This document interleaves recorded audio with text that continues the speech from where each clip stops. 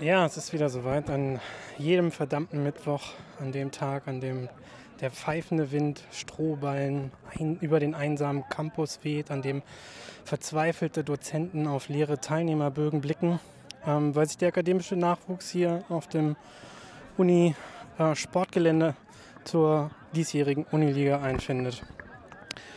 Pöller TV ist auch wieder dabei und das Internetvotum hat diesmal ergeben, dass wir vom Spiel TSG Besoffenheim gegen die Quietsch Boys berichten. Eine harte Halbfinalpartie. Schauen wir noch mal rein, was die Mannschaften heute zu bieten haben.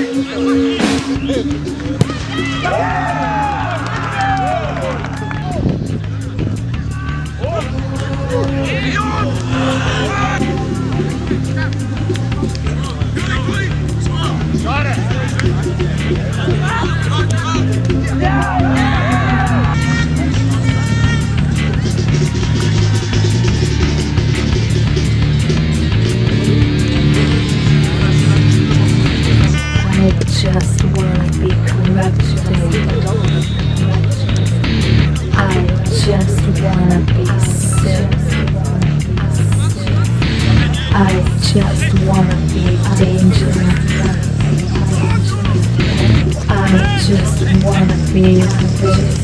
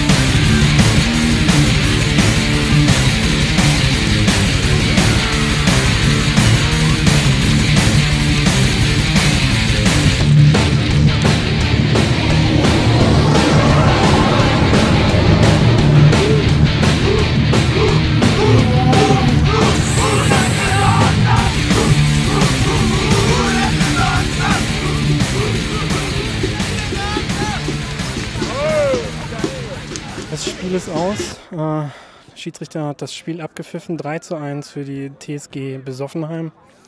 Ein hart umkämpftes Spiel. Viele Tore, vor allem viele Torszenen. Die Quietsch Boys werden sich ärgern im Nachhinein, dass sie so viele Chancen haben liegen lassen.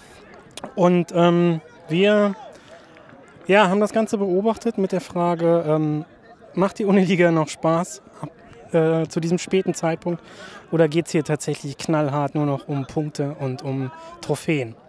Ja, mit dieser Frage wollen wir euch heute entlassen und wir hoffen, ihr schaltet beim nächsten Mal auch wieder ein und und vergesst nicht unsere Facebook-Likes, da freuen wir uns mal besonders drüber.